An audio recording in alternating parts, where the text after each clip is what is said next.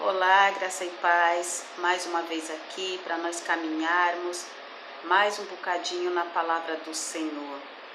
Desde já vou pedir desculpas para vocês se tiver algum barulho de fundo, é o ventilador, mas o calor tá demais, não dá para ficar sem o ventilador.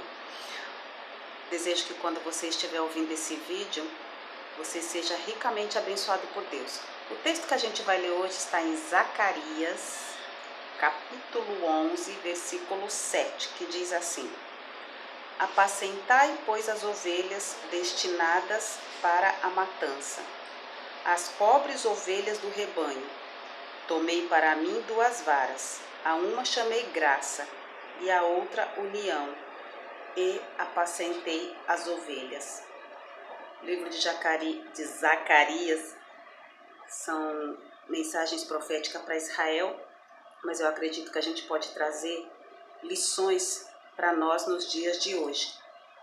A gente está falando de alguém que esteve no exílio junto com outros, estiveram no cativeiro junto com outros, mas a mente dele não foi deturpada, a mente dele não tomou a forma de cativo, a mente dele, o coração dele, a fé dele, a confiança dele no Senhor continuou a mesma.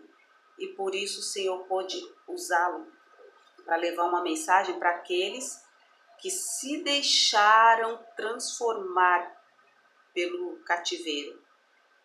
Eu espero que você seja um Zacarias, que mesmo vivendo neste mundo, o mundo não tenha transformado a sua mente, que o mundo não tenha te atraído de tal forma a ponto de você trair Jesus.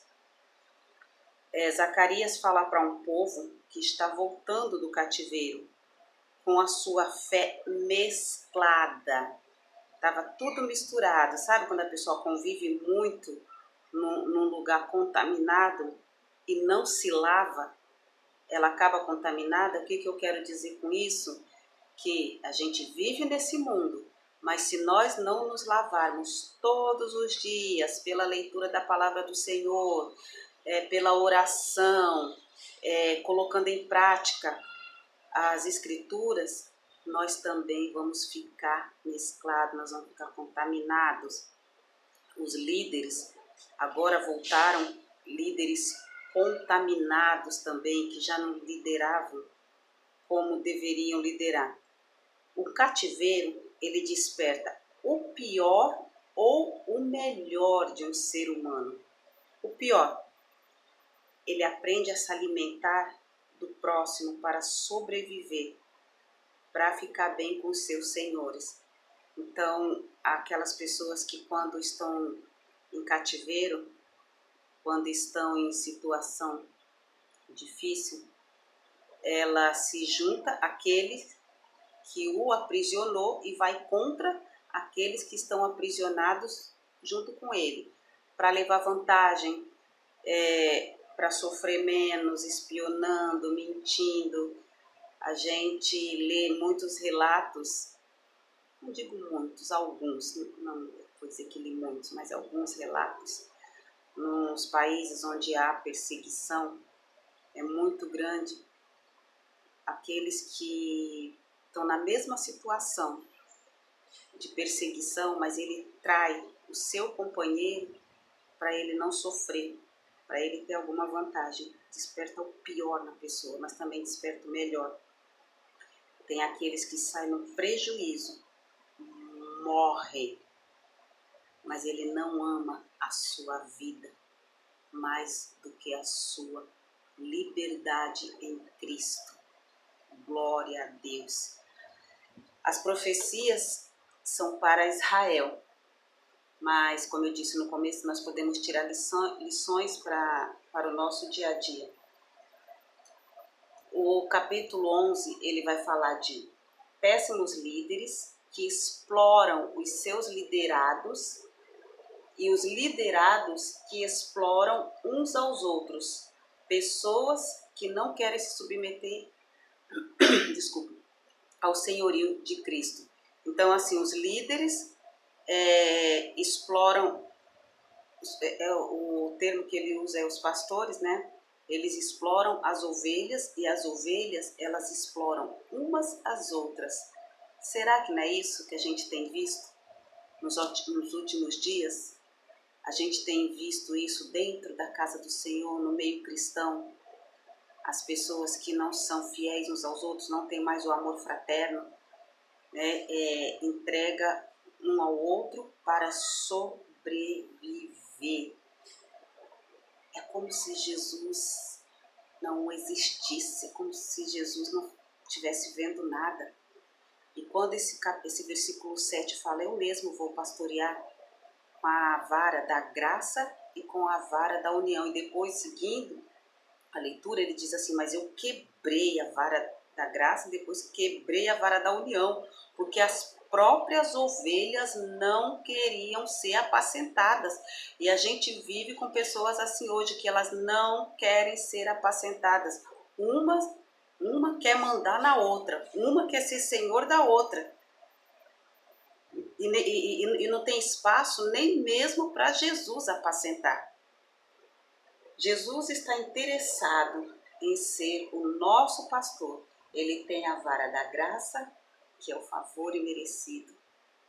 Se você faz parte dessa turma do rebanho, que não se deixa ser apacentado por Cristo, para pensar um pouco. Reflete na graça, o tempo da graça que nós estamos vivendo, aquilo que a gente não merece, aquilo que a gente não pagou, aquilo que a gente não lutou, é de graça. E o Senhor quer nos apacentar, porque Ele quer nos levar para um lugar bom. Larga a tua rebeldia. Para desse negócio, eu já sei, eu já conheço Deus, eu sou, eu faço.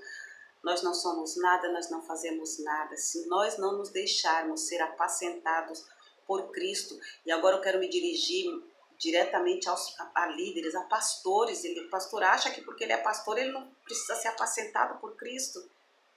Tem um pastor maior, o pastor soberano, que é Cristo. Se deixe apacentar para que a vara da graça não seja quebrada. E a vara da união. Paulo ilustra muito bem quando ele diz que nós somos um corpo. O rebanho, ele anda unido, ladinho, um com o outro, assim, vai se esbarrando. Não vai um para um lado, um para o outro. O corpo, ele não pode ser separado, ele não pode ser esquartejado. O corpo tem que andar junto, um dependendo do outro, um ajudando o outro. Que nós possamos entender que mesmo que os dias sejam maus, o nosso pastor ainda é Cristo. A palavra em Zacarias diz que o Senhor ficou tão bravo com o povo que ele falou, vocês não querem ser apacentados, então não vou apacentar. Pac, quebrou as duas varas. Nem graça e nem união. Mas nós ainda temos esse privilégio. O Senhor não quebrou a vara da graça nem da união para conosco.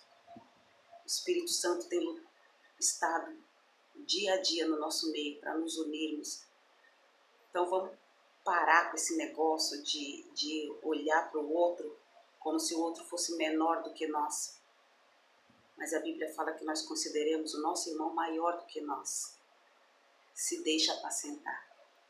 O Senhor, Ele tem prazer em ser o nosso pastor. Que o Senhor te abençoe, que o Senhor te guarde, que em tudo que você colocar as tuas mãos de maneira lícita e honesta seja abençoado por Deus. Amém.